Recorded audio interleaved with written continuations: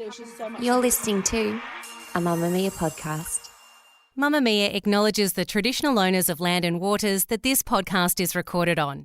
This episode of True Crime Conversations discusses themes of domestic violence and suicide. Listener discretion is advised.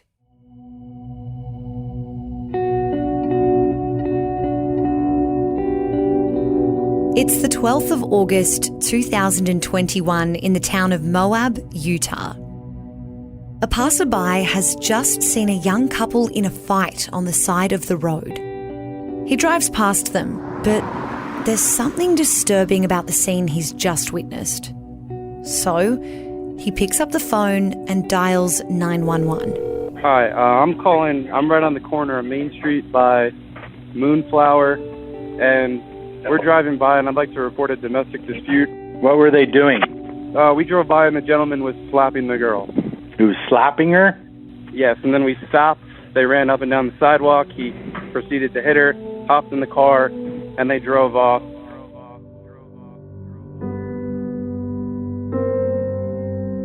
Moab Police Department respond to the incident that day, locating the van in question near the entrance to Arches National Park. The vehicle is owned by 22-year-old Gabby Petito, a young woman on the holiday of a lifetime with her fiancé, Brian Laundrie. The pair are 6 weeks into a 4-month cross-country trip of the United States. As they journey through some of the country's most beautiful wilderness sites, they've been living in Gabby's specially decked-out van. With dreams of becoming a travel influencer, she's been documenting, filming and posting about every adventure they've shared so far. Me and Brian just got up and got ready, made the bed in the tent. I think our plan for today is to just hang out here in the tent. All the chocolate melted. I know, it's a river of chocolate. You can't keep chocolate in Utah. Not in July. Or in a clear plastic container that is always in the sun.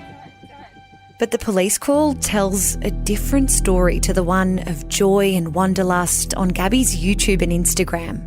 On that August day in Utah, police discover a young woman in distress. Cheeks pink from being grabbed and slapped, she's crying, almost to the point of hyperventilation. The 22-year-old makes excuses as she downplays what's happened between her and Brian. She places the blame on herself. Is there something on your cheek here? Did you get hit in the face? And then over on your arm, shoulder, right here? Oh yeah, I don't know. So there's 2 people that came to us and told us that they saw him hit you. Well, to be honest, I definitely hit him first. Where'd you hit him? I slapped him in the creek. You slapped him first? And then just on his face? You get to him to shut up. How many times did you slap him? Just a couple. Did he hit you though? I mean, we want to know the truth if he actually hit you. I guess, yeah, but I hit him first. Where did he hit you? Brian Laundrie is interviewed on the roadside separately. He jokes around with police, charms them into believing there's no danger here, convincing them that Gabby, his much shorter, narrow-framed girlfriend, is the real aggressor in this situation. Do you mind lifting up your right sleeve for me? I'm curious about something. But I'm not complaining. I'm not complaining about Is it bruised or tender or anything like that? Okay.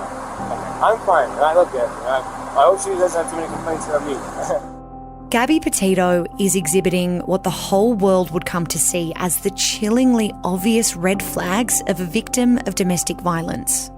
Signs that were sadly missed by the responding officers. They do little to intervene that day. And after a night apart, Gabby and Brian continue on their travels. But less than a month after the incident in Moab, Gabby's family begin to fear the worst. By the time she's reported missing, Gabby Petito is already dead.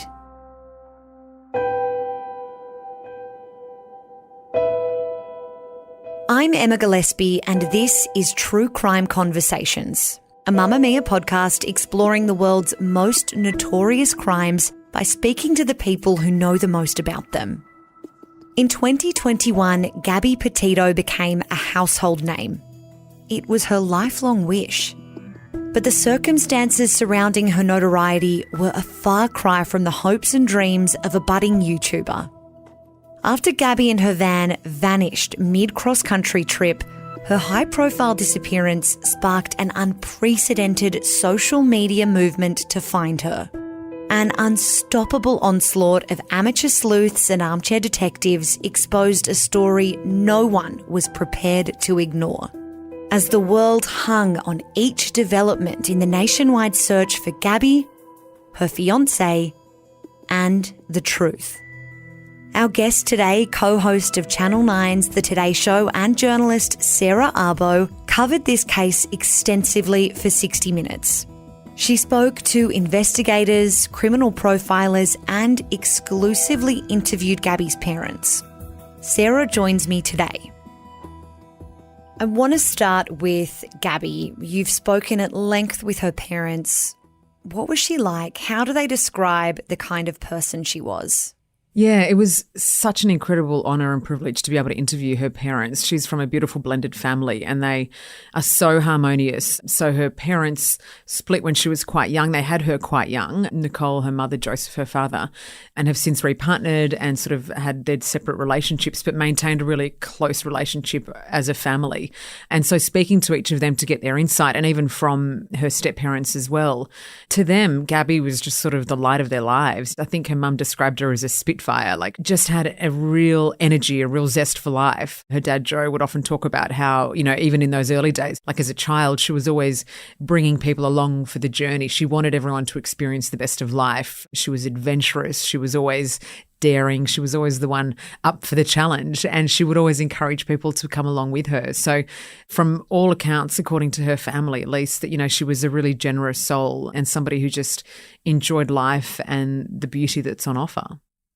How did she meet Brian Laundrie? How did he come into her life?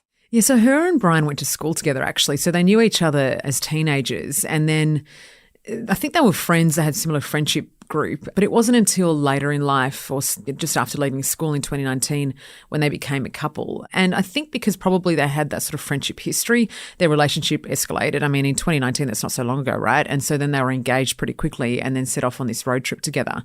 So again, speaking with her parents about their take on Brian and what he was like, and particularly in the early stages of their relationship, I mean, her parents were just like, you know, he seemed fine, he seemed normal, he was always nice. So, yeah, for them, there didn't seem to be any sign of anything more sinister in that relationship or from him at all. They just described him as kind of a nice guy. What do we know about their relationship in the lead up to taking this big trip? Was it the people around them, as you say, were happy for them, that he just sort of seemed like a good fit for her? Yeah, I think so. I mean, from all accounts, they were sort of both interested in the same sorts of things, and they were both interested in the outdoors, in adventuring. This trip itself was quite collaborative. Joe helped Gabby along to purchase the van, but then Brian and Gabby pretty much put it together, really. They decked out the van according to what they would need for a road trip like this to live in comfort. So they were both really invested in the journey, and I think for them it was an opportunity of a lifetime to sort of quit their jobs and take to the world. And it was around the time, you know, the pandemic was sort of bubbling around too. So it was sort of that escape from that mundane reality of lockdown, I guess. And what was their presence on social media at that time? What did the world see online of the Gabby Brian love story? Yeah, it was a very curated feed that the public got of Gabby and Brian's life, that's for sure. I think Gabby always had an interest in creating a YouTube channel, in creating a website. I don't know if we call them blogs anymore. That feels so outdated, doesn't it? But she was so keen on documenting their van life, #van life, which is a big thing, particularly in the US. Hello, and good morning. It is really nice and sunny today.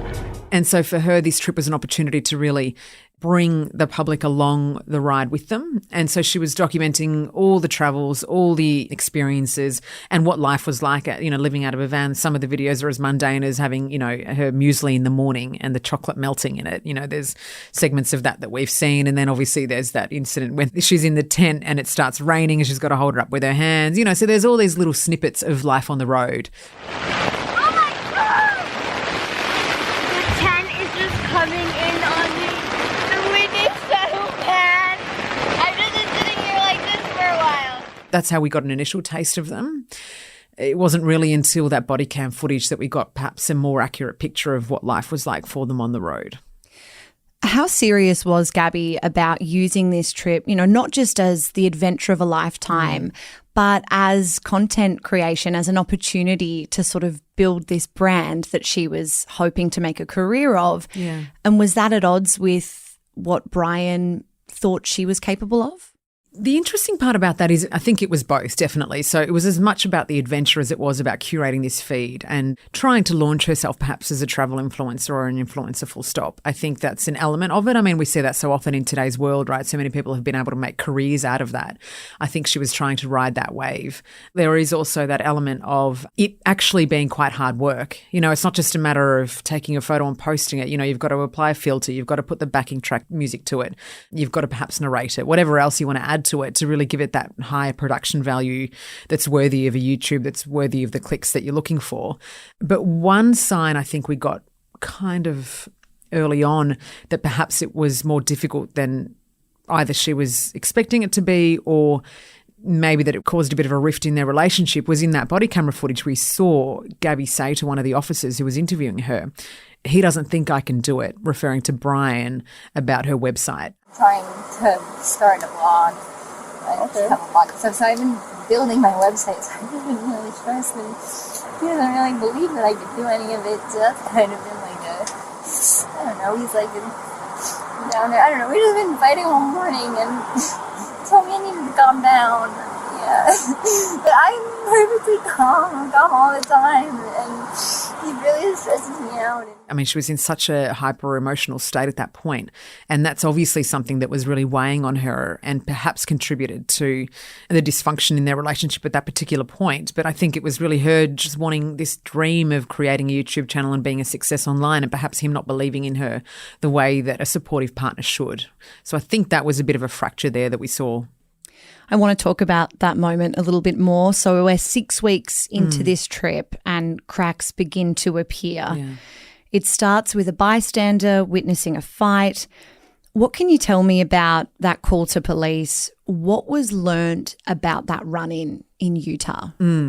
Yeah, so it did, as you rightly point out, start off with that 911 call. I think it was a gentleman who called 911 and he had noticed, I think the transcript is something along the lines of he slapped her and there was surprise on the end of the receiver from the 911 call. And so off the back of that, the local police were alerted and so they were on the lookout for them. So that was the first sign that we got that things weren't quite right, that perhaps this picture perfect relationship that they were presenting to the world was actually just a fabrication. This wasn't the reality that they were actually living. And so that 911 call spurred into action the police. That led then to the interrogation, I guess, by the police onto Brian and Gabby separately, trying to understand the picture. So that was the first sign we saw that there may have been domestic or family violence involved in their relationship. Coercive control is this idea that is being spoken about a lot more and more in the media now, something we're becoming more comfortable with understanding, talking about. How did it present in that moment potentially between Gabby and Brian? I know you've spoken to experts and psychologists about that moment. Yeah, we spoke to Laura Richards for our 60 Minutes piece and she's red hot on all this sort of stuff. She's sort of a criminologist, but she specialises too in the area of family violence. And for her, watching back the footage captured on the body cam of the officers, it was for her as clear as black and white, that it was a classic example of coercive control. And she went so far as to say that it was the officers who greenlit Brian's behaviour. Essentially, when you're watching it, you can kind of see that it's Gabby who's in this, it's quite awful to watch actually because she is so emotional. She's at her wit's end. She's absolutely exhausted mentally. And I think it's a sign that this had been running for some time and that she had reached almost breaking point at the time the police had pulled them over. And what you kind of get from that body cam footage is the way coercive control manifested there was that she was very defensive of him. And she was like, oh, no, I hit him first, or no, we love each other, and can you please tell him I said I love him and bye, because the police had separated them at that point. So she was doing whatever she could to defend him, and he wasn't necessarily doing that. He was sort of pushing back a little bit on that, trying to be a bit more matey with the officers. And the example of coercive control is in the fact that we know the 911 call had been made, that there was some kind of violence between the couple. And then the next day you see her trying to defend him as if nothing had happened and that it was all her fault and that she'd brought it upon herself. It's sort of subtle, but we are becoming more aware of it. And for those who recognise it, it was pretty obvious in that body cam footage. Yeah, as you mentioned, she is really distressed in that footage. The officer decides that Gabby is not at risk, refers to it as a little slap fight, and ultimately a decision is made that Brian is the victim in the situation. You haven't admitted to striking her. She has not admitted to you striking her. The witness did not see you strike her. So at this point, you're the victim of a domestic assault. Even if you didn't want to pursue this, we don't have a choice. How significant was that decision, that interaction, that moment? Is that a missed opportunity to save Gabby's life? I think it's been widely viewed as a missed opportunity, yes, because even if they did see Gabby as the aggressor, which is how it landed for them, that's how they interpreted it, they separated them for the evening, right? So they put Brian in a hotel room and Gabby slept in the van alone. I mean, even that in itself is kind of staggering. A hotel room that, if I remember correctly, was paid for by a taxpayer-funded program for victims of DV. That's right, and they drove him there, in the comfort. And that's part of the body cam footage towards the end as well. They're having this jovial chat in the backseat as if nothing had happened. He gets to have a nice warm shower while she's stuck in the van again. And so I think the interpretation from the cops was wrong, but it's sort of, you can almost see them trying to de-escalate the situation. There's a point in there where one of them's sitting in the car and he calls a superior and he says, as you rightly point out, this is just a slap fight between a couple who otherwise love each other. So there was a sort of missed opportunity then, recognising that this may have been a bit more than that, and it ultimately was more than that. If at that point they had separated them properly, if they had reported them, even if it was wrong and they reported Gabby, at the very least, despite them getting the aggressor wrong, there still would have been a report and they would have been separated for a longer period. It would have gone to a lower court and it would have been handled, according to the statute of that US state. And so the issue then becomes, why didn't it get referred? They wanted to de-escalate it. The officers thought they were doing the right thing by not dragging the couple through that process. But ultimately, if they had, then we may have had a very different outcome and Gabby could still be alive today. What that incident also raised when the officers pulled them over, that also raised a lot of questions about the training of officers and how well equipped they are to deal with domestic violence. Now, we know in Utah they had received quite a bit of training, and so it was perhaps an error in interpretation of that.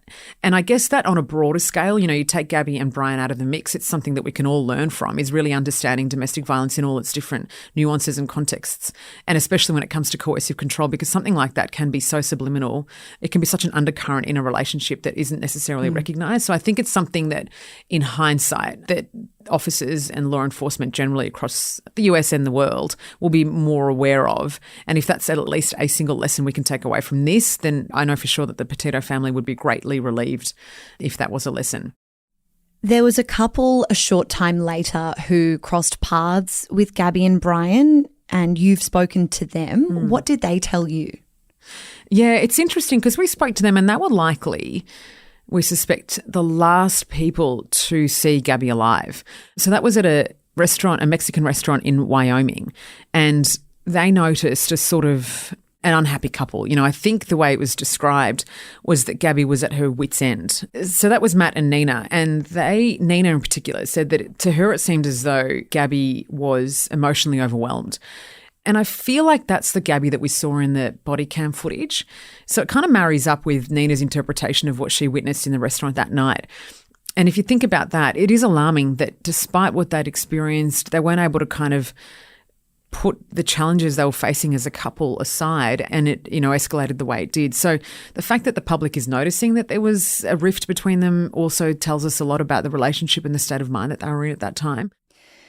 We know Gabby had a really close relationship with her mum, Nicole. She was in regular contact with her every day or every other day. When did Nicole begin to worry about Gabby and her safety? Yeah, so Nicole had been in regular contact with Gabby, so that's not to say every single day. And let's not forget that obviously travelling in van, you're always going to have reception, right, or mobile phone coverage. So it wasn't unusual to perhaps not hear each other for a day or two. It wasn't until it got to about 6 days that Nicole had not heard from Gabby and had been monitoring her social media and noticed that there weren't any posts or anything, that she became a bit worried. And that's when she reached out initially to the Laundrie family to find out, whether they'd heard from Brian and Gabby, whether they were okay, whether she could just dismiss it as them kind of, on this adventure without reception, and that's all there was to it. But she never heard back from the Laundries. They never responded to her. And so I think it got to about 10 days and she became gravely concerned then, and that's when the missing persons report was filed for Gabby. And, you think about it and you go, yeah, of course, they're travelling the country. They're likely to dip in and out of reception. It's not something to be so alarmed about. But because they were so close, she knew that something was amiss and that this was unlike her daughter. And when that missing persons report was made by Gabby's mum, at that point was her concern or assumption that both Gabby and Brian may be missing? That was certainly one of her concerns, yeah. And I think because they didn't hear back from the Laundries anything really, they didn't know whether Brian himself was missing, but also it's not necessarily their duty to report them both missing. They hadn't heard from Gabby. Gabby's their daughter, therefore Gabby's missing. And I think for them, there was that initial concern, of course, about the welfare of each of them. But it pretty quickly became clear that actually Brian was okay. It was just Gabby that wasn't. You say Brian was okay. We know that because he drove home to his parents' house in Florida. What do we know about that time? What did he tell his parents? Yeah, that's where this story really takes a weird turn, because you would think that as her fiancé, Brian would be the most concerned about her welfare. And if she hadn't been heard from for 6 days or 10 days, however long it was, that he would be the first to raise the alarm. But actually he maintained absolute silence, deafening silence, according to the family. And they could not get any information, not out of Brian, not out of his parents. The Laundries basically hunkered down. You couldn't get a word out of them. You couldn't get any information out of them. And that to me just doesn't make sense. For the 60 Minutes stories we did, we interviewed Brian Enton, who was one of the reporters. In fact, he covered it as extensively as any reporters covered any story. He was so thorough in his reporting. And he was sort of saying that was really unusual and that was really weird, because it's, as her fiancé, like I said, it's the person you think would have all the answers. And for him to duck and weave, it was bizarre. So, yeah, there was nothing from him. And the police, this is an interesting quirk too, because there was no evidence that a crime had occurred. The police didn't have anything to go on. They couldn't charge anyone with anything. They couldn't compel anyone to be interviewed. Brian was exercising his constitutional right in Utah to not speak to police. He didn't have to speak to police. They couldn't compel him to speak to them. So they couldn't interview him about her whereabouts. They couldn't interview him about anything. What they did do, bizarrely, was set up security cameras in the neighbours' yards to try and capture any footage of him kind of coming and going. And that's where you see this awful situation where, it's hard to interpret it as anything other than them dropping the ball. Basically, they had the camera set up. Brian left the house. He walked out of the house, got into a car and drove away, never to be seen again. And they mistook him for his mother. They thought that was his mother leaving the house when actually it was Brian. So he basically slipped through their fingers, and the rest is history. It's hard to wrap our heads around this part of the case, especially that he drove home a very long way in Gabby's van. So I think that's important too, that he arrives at his parents' house, he's completely silent, he has Gabby's van. So based on what we can interpret at that time, not only is Gabby missing, but she's also essentially homeless. Yeah. If she is safe, she doesn't have the home that she's had for the last 2 months.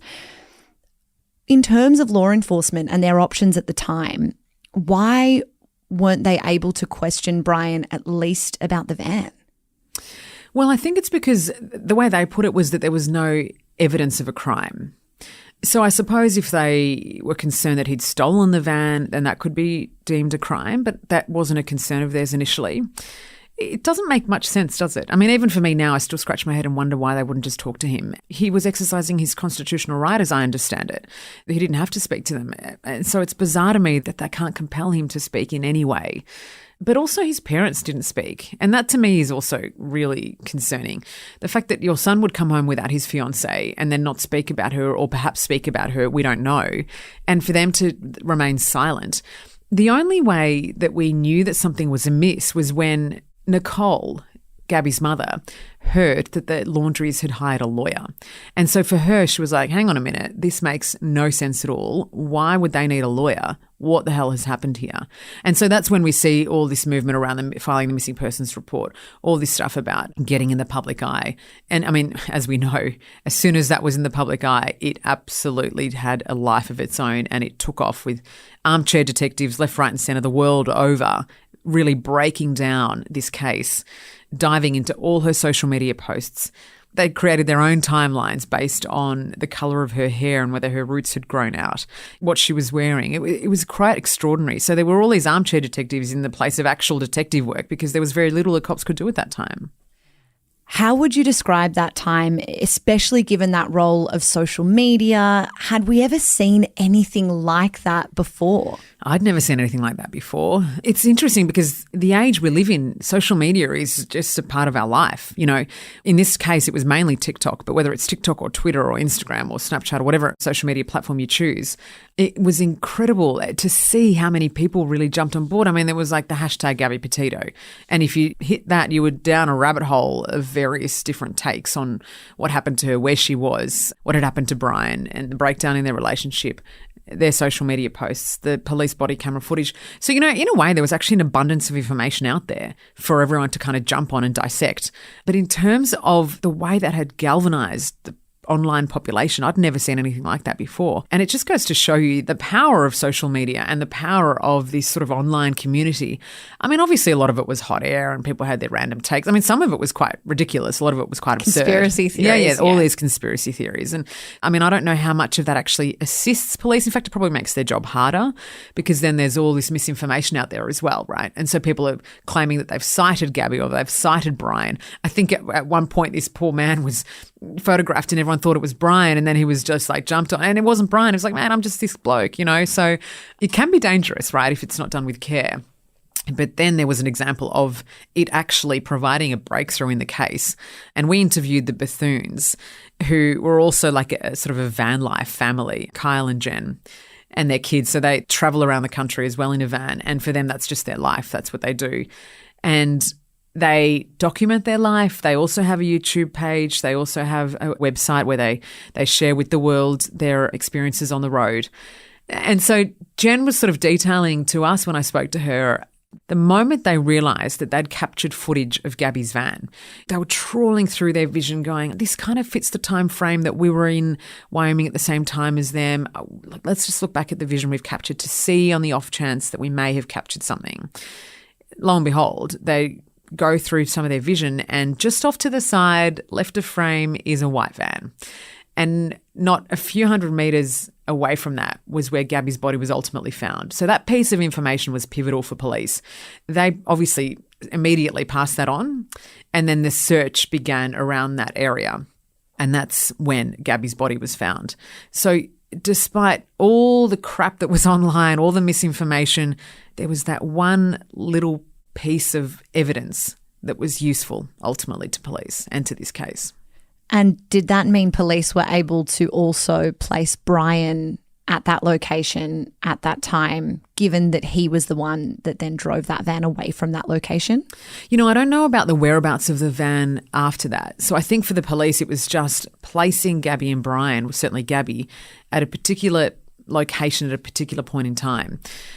Whether or not that helped them in their case to find Brian, I couldn't really say with much authority, but I think for them it was at that point all about finding Gabby, because don't forget she was still missing then, and so there was no sign of her. So for them that was their priority. You're listening to True Crime Conversations with me, Emma Gillespie.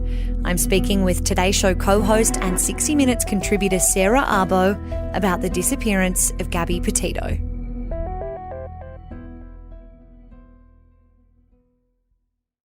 As you've said, this case absolutely erupted on social media at the time.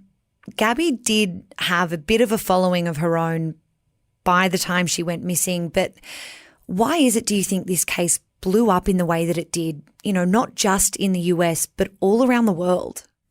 I mean, I think when Gabby set out to create her online presence through YouTube and through social media, I think the objective was to bring people along for the ride, you know, to enjoy this journey with her. What that then turned into when she disappeared was a window into her life. It was a curated life, we know. You know, this was an idyllic existence that beyond the surface was actually anything but her real life. And I think what the public was able to gather from that was an insight into her as a person, what made her tick. And so I think because of the vast material that was on the public record of Gabby and of Brian, that in itself was what the public jumped on. There's sort of like a parasocial relationship that's occurred here where we feel like we know her maybe, so we're more emotionally invested in her story because you can scroll through her Instagram and see or get a sense of who she is. Absolutely. I mean, I think there was a recognition there that she was just like one of us. You know, she was out there enjoying life, a young woman in her prime. And so the posts that she'd put out there, it was like a window into her life, and it was something that we could relate to. And so I think for a lot of the online community, that was something that they seized, and that was something that made them feel, a sort of connection with Gabby, that they felt like they knew her a little bit, and she was this warm, bubbly, engaging person. And so automatically she kind of makes you feel happy watching her, which I think was one of her main objectives really in life. And so that came through in what she was posting. And so because of that, people felt like could relate to her. They felt like they knew her, and they felt like perhaps that gave them a greater ownership of her story and of the case, and an involvement in trying to, well, ultimately, actually, I feel like it was perhaps an investment that the public had in solving this case, because they felt like they maybe knew Gabby.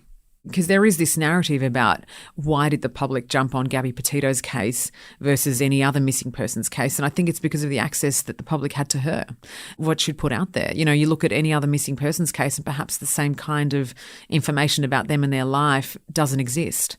And so this was a woman who they felt like they could relate to, and somebody who they felt like they perhaps may be friends with, you know, and knew, and so therefore wanted to really invest in her story. What was it like for Gabby's parents, obviously living this nightmare of their little girl being missing, Brian not participating in, you know, providing information, and then being missing himself? How did it impact them to see the way the global community responded to Gabby's story? That's a big one, right? Because you don't expect that. Well, first of all, you don't expect that you're going to be the victims of crime. And then if you are, you don't expect it to make global headlines the way it did. And, you know, they'd done a little bit of media. Obviously, they'd gotten on the front foot with press conferences, and they'd released images of Gabby in the hope that somebody would have answers out there. But to see the reach that it had, I mean, even for them being interviewed by 60 Minutes Australia was like, wow, the interest is so broad. In a way, it was helpful, and they were absolutely appreciative of the efforts that the public had made to try and find their little girl. And in a strange kind of bittersweet way for them too, it was like they were able to share this beautiful child of theirs who'd grown into this young, vivacious woman with the world. The world had an insight into their girl who they adored. And so for them, there was a little bit of comfort in that. But I think it also absolutely blew them away. They weren't expecting that. I think they were completely overwhelmed by it, as you would be. You know, it's so weird, right? It's so bizarre that in this day and age that something like that would take on a life of its own. And I've sort of heard it said, the bittersweet irony, I guess, of Gabby's footage and content and hard work and everything she posted on YouTube and Instagram, you know, eventually getting the views that she would have dreamed of and the follower count she would have aspired to. That's right. Yeah. What she achieved in death was something she was longing for in life. And there is something kind of heartbreaking about that. But for her family, it sort of represents that she did touch people's lives and that she did have a bit of an impact. And I think they've been spurred on by that, and that's encouraged them to really keep her spirit alive. And the ultimate message here about the rest of the global community helping locate other missing persons. You know, I think, and this was really interesting and beautiful when I was speaking to Joe, Gabby's father. He was like, I wish that the world would get behind other missing people the way they got behind Gabby. I wish that they would help us find the hundreds of thousands of missing people in the world that exist right now. I wish that this would shine a light on them and their plight and help their families find answers, because, you know, on any given day there are people missing. There are people who we will never find. And if only we were, as a global community, more attuned to that in the way we were for the Gabby Petito case. I think he was yearning for something like that. And I think he's hopeful that perhaps Gabby's case does lend itself to create greater awareness for missing people and also for domestic violence more broadly.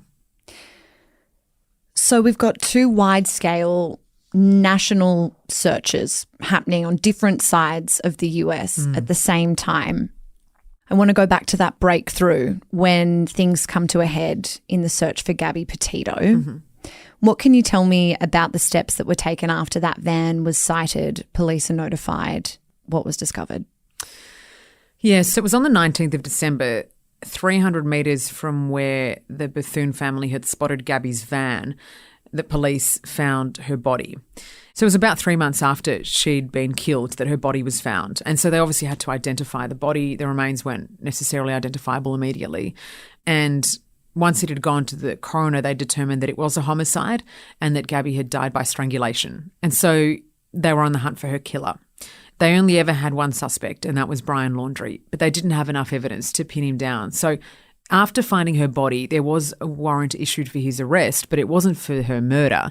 It was for fraud. So he was wanted by police for actually using Gabby's bank cards and withdrawing money.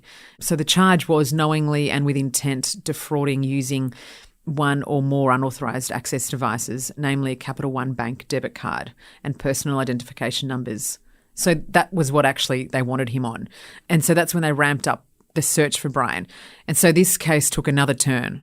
And I put this to Nicole and she was like, you know what, he's not missing, he disappeared, like he ran away. And so they were calling him a coward for not fronting up to his actions. And even then, it was Brian's parents who reported him missing but weren't divulging much information beyond that. And then the search began for Brian. And then Brian's father was involved in that search. So Chris went out looking for him at the Carlton Reserve, and it wasn't until Chris became involved that then they found Brian's body. I remember this time personally being interested in this case and following it in the media and reporting on it. And it felt so hard to keep up with, that there were so many moving parts, that we had these months of not knowing what had happened to this beautiful young woman. Yeah. Why wasn't her fiancé saying something? Then the tragedy of her body being discovered. Then the added mystery of the man, you know, the court of public opinion had decided had taken her life. How did Gabby's family navigate that time in terms of the intense media interest, you know, plus the social media interest alongside the heartbreaking ordeal that they were facing? Yeah, it was absolutely heartbreaking for them, utterly earth-shattering.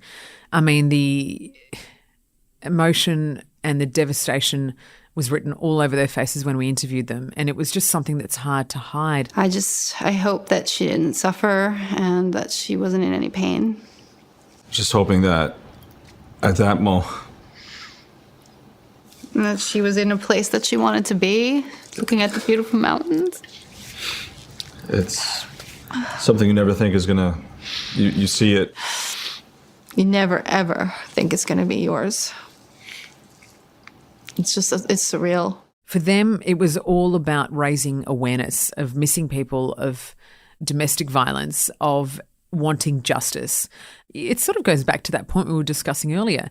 It goes back to this notion that there's some comfort in the fact that the world is interested in their little girl and trying to help solve the mystery of what happened to her. So I think they found comfort, strangely, in that as a way of navigating through their pain, their grief, the awful reality of what had happened to their daughter. And they made a point of saying that no parent should ever have to bury their child, regardless of how old that child is, regardless of the circumstances of their death. In this case, it was murder. So there was malicious intent behind that. And for them, that was something that they really struggled to come to terms with. It was heartbreaking talking to them. And at the end of the day, this was a family that had lost their beautiful little girl who they adored. Brian was finally found dead, as you mentioned, his father providing police with a location that he suspected Brian may have visited. What are the circumstances around the discovery of Brian's remains? Yeah, well, essentially they found skeletal remains. And so they had to identify that it was Brian, I think, through, well, obviously they can do that, you know, scientifically, but then also the possessions that were with him when they found the remains. That was really telling because some of the items they found with him, which we can get to, was obviously the journal and what he'd written in his journal. But ultimately they found skeletal remains and a gunshot wound to the head. So that was how they determined that it was a self-inflicted gun wound and that he'd died by suicide. When you look at his journal entries, you understand that he was a man who was absolutely tormented by what had happened. He admitted to killing Gabby. He admitted to ending Gabby's life and called it a merciful murder. I mean, what is that?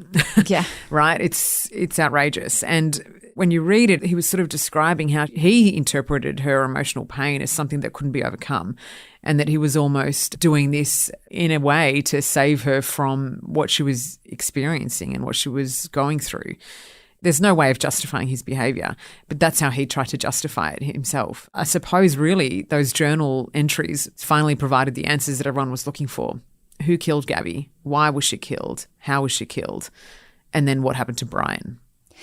But it seemed even with Brian, you know, in death, in his final moments, he takes his own life, that, you know, we can read into that it was all too much for him to bear. But through those diary entries, it's as though he's not even able to fully own what really happened because he tells this weird story about Gabby being in pain, as you've mentioned.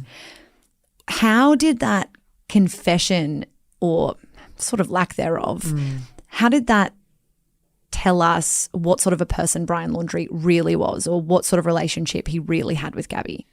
When we talk about coercive control, as we discussed, it's sort of one of those things where it's quite a controlling relationship. And so I think ultimately this comes full circle. He had the ultimate control in this relationship. He ended her life, in his own words. You know, he ended her life. And then he took his own life. So at every juncture, he was in control. It speaks obviously to a mind that's not thinking clearly. I mean, I think it's a safe bet that he would have been having some of his own mental demons. You know, this is a relationship that's been described as toxic, as dysfunctional. The fact they weren't able to see through that is a tragedy in itself. They were very young, obviously. And it tells us, I think, that this relationship was an example of coercive control in the most fatal, catastrophic way. You know, not only did Brian kill his fiancé, somebody he's supposed to love more than anyone else in the world, he then killed himself. So there's obviously a sense there of instability and somebody who couldn't see past that, I think, in Brian. Brian's parents, Chris and Roberta, never really spoke out, even after Brian's death. Did they ever face any legal ramifications? I just feel like in Australia, if you had someone who facilitated this suspect in an investigation and you didn't provide information to police, that there would be outrage in the community. We can't hold Brian to account. He's dead. But is there that sense of anger towards Brian's parents to this day, do you think? The whole thing with the Laundries was their deafening silence throughout this. They really didn't cooperate with police. They really didn't cooperate with the Petito family right up until the very end. And the main way that the Petito family was able to seek justice was through the courts. In this case, it was an emotional distress case and were awarded $3 million. And so I think for them, that was really about righting a wrong, and the fact that they'd been robbed of their daughter, that she had been murdered by Brian. He was also now dead, so he can't be punished for that crime. And so this case, this emotional distress case, was a way for them to seek justice, the only way really for them to seek justice. But what they're also trying to achieve with this case is to ensure that it never happens again, in the sense that the law enforcement officers who were supposed to protect Gabby should have perhaps been better trained, or should have perhaps better recognised the red flags. And so I think for them now, a main objective is that they ensure that the right kind of training is received by the officers on the ground who are dealing with family violence, whether it's, you know, actually physical violence or more of that coercive control, which is harder to detect, but with increased awareness shouldn't be as difficult to detect. We have heard in recent months that Gabby's parents are planning on suing those police officers in Utah who we discussed. You know, they pulled Gabby and Brian over, they sent them on their way, and 2 weeks later we know Gabby was dead.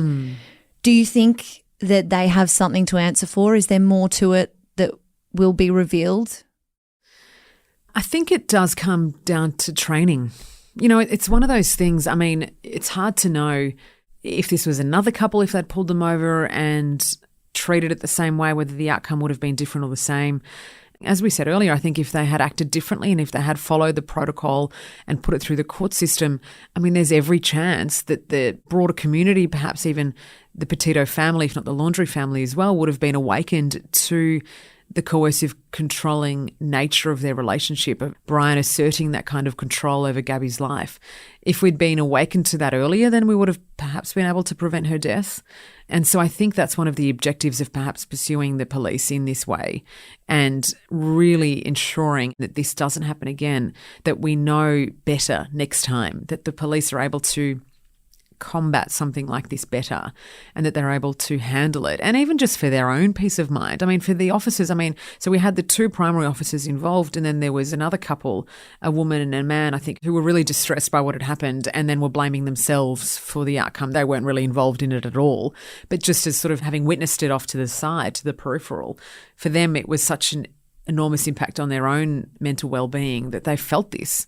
And so I think it's about preventing that from happening for everyone involved, whether it's the victims or whether it's those dishing out the advice or the warnings or responsible for the protocol being followed through. I think it's for everyone's peace of mind that the right action is taken. Gabby's dad, Joe, told you this is a story that needs to be heard. Does that tie into, all of this understanding of and awareness around abusive relationships, violent relationships? Absolutely. His main goal right now is to raise as much awareness about domestic violence, about abusive relationships as he can, in concert with raising the awareness of missing persons cases generally. When I spoke to him the first time, because we spoke a number of times over the course of the stories that we did for 60 Minutes, but the very first time I spoke to him, he's like, you know what, Sarah, there's every chance that you know somebody out there who is a victim of some kind of coercive control, emotional abuse, domestic violence, but you don't know about it. There's a chance that you've got a friend out there who perhaps has a partner who is exhibiting this kind of behaviour, but you don't know about it because they don't want to speak about it. And we know that that's an issue in Australia. The amount of women that are being killed every year in this country on a weekly basis because of domestic violence, killed by somebody they know, whether it's a spouse or a family member. It's something that needs to be addressed. And I think Joe recognises that and is so hyper aware of it. And so for him, telling Gabby's story hopefully informs the public that it's not okay to be in a relationship like this, that we need to address domestic violence in all its forms to stop these kinds of deaths that ultimately are preventable, because if they're addressed early, we don't need to see people lose their lives. Is that activism how Gabby's family are reckoning with her death, do you think? How are they moving on with their lives, finding peace, honouring her legacy? Yeah, so they've set up the Gabby Petito Foundation, and for them the aim of that is to raise awareness about domestic violence, to raise awareness about missing persons. And I think for them it's also about improving outreach programs so that anyone who is a victim of domestic violence has somewhere to turn and so that they don't feel alone. I think that's a big part of it. This idea that you don't have anywhere to, or you feel like you've got nowhere to turn. We know that the hardest part of any domestic violence relationship for a woman is to get out. That's the hardest part. Being able to find time to actually establish a separate life, to be able to find a new home to go to, all that sort of stuff is impossible when you're in the midst of it. And so I think for him and for the Petito family broadly, the Gabby Petito Foundation stands as a bit of a safe place for people to turn when they're looking for that assistance if they're in a domestic violence situation. Thanks to Sarah for assisting us to tell Gabby's story. If you'd like to watch Sarah's coverage of this case for 60 Minutes, there's a link in the episode description. True Crime Conversations is a Mamamia podcast hosted by me, Emma Gillespie. And if you have a case you think we should cover next, get in touch with us. You can send an email to truecrime@mamamia.com.au.